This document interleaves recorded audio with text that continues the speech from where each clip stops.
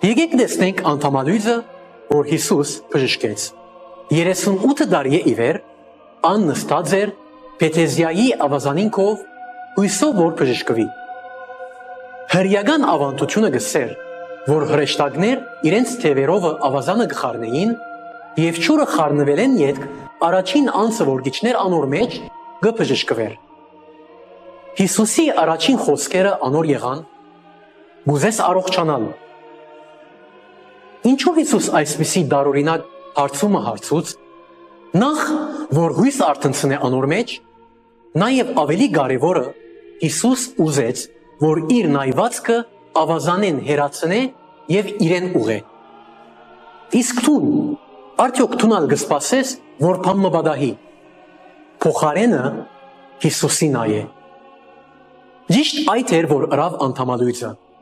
երբ Հիսուս հրամայեց, որ ոտքի ելնե ու քալե, ան շալգեց իր մահիճը,